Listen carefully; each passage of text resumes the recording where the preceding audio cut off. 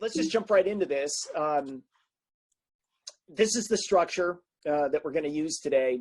And really, this is the key takeaway, right? Get ready now. Good things are going to happen.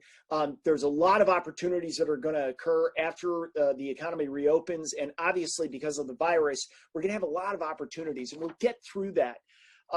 What I want you to think about is this question, right? Going back over history with infectious diseases before, we've seen this, right? All the way back to the dark ages of the bubonic plague, but even all the way forward to Ebola and MERS, right? They all have similar characteristics, and those three are right there. And I would just add one more, which is wherever the outbreak happens, and everybody who's in that area, try to get as far away as they possibly can from it, and of course, spread the disease. So that's why I feel like we've seen this before, and that's why I feel like I have confidence to know that we're going to get through this, right? To turn it on again. So with this in mind, let's talk about this. What are people doing to adapt right now as our economic light board is shut off, right?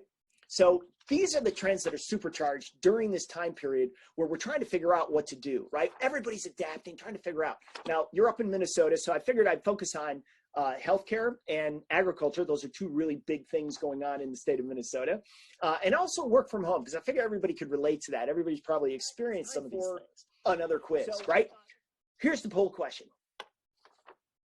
Now, a lot of you have worked from home, and I will tell you my answer as you look at this. We can't really do the polling because we're recording this, but my answer would be like all of the above, A.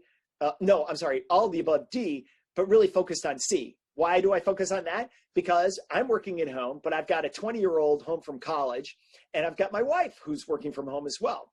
She works in IT and is a Salesforce administrator, right? But they both are working upstairs.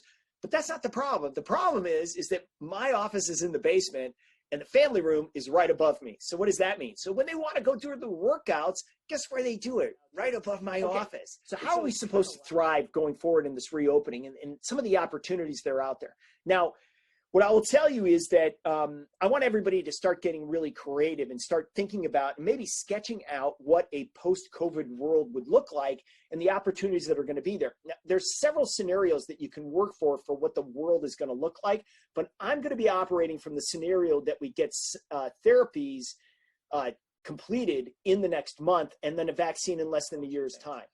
Now, whether it's finance, manufacturing, or tech, these are some of the opportunities that I see coming out there. Just three different categories. There's many more than these, but let's just stretch our brains a little bit and try to take a look at this. But I will tell you anecdotally that I'm already seeing in Chicago, there's demand for houses out away from the city by really millennials and companies that are, you know, this trend of millennials and companies moving into cities, I think will stop right now. I don't know if it'll reverse, but it's certainly going to stop. In Chicago, as an example, again, we had 17 Fortune 1000 companies move into Chicago over the last 5 years because that's where their workforce was. Right? All right, so just to wrap this up, overcome, adapt, and thrive. Obviously, these are the three things that we covered today: overcoming the economic damage and carnage, adapting through supercharging these past trends, and of course, thriving on these new opportunities.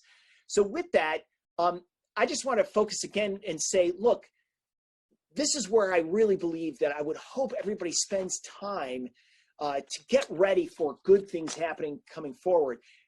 It's going to be fits and starts for sure, but it's going to happen. We're not going to stay shuttered. We can't. It can't happen. We have to move forward. We have to give people the opportunity to do their businesses. We're really hurting them. We have to rebalance that equation between health and the economy. And of course, I strongly believe that we've got a lot of opportunities for those that are prepared. So just take a moment right now, before I end this, just take a moment, write down two things that you can take away from this at the end of these notes that you can apply to your work and hopefully have it help you going forward in what you're doing. Unfortunately,